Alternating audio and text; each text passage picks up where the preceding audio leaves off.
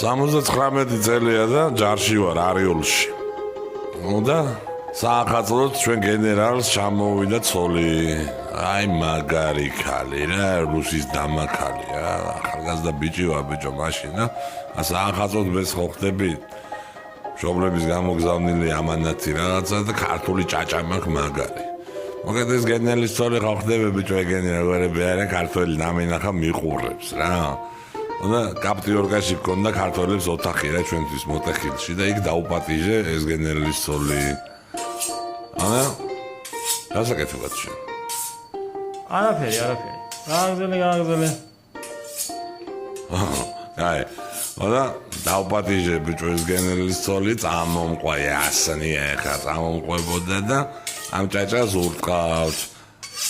ბიჭო, სელოფონზე რატო დიარე? რატო დღეხარ კი არა შენ მოგი? რადიო ცხინვალი.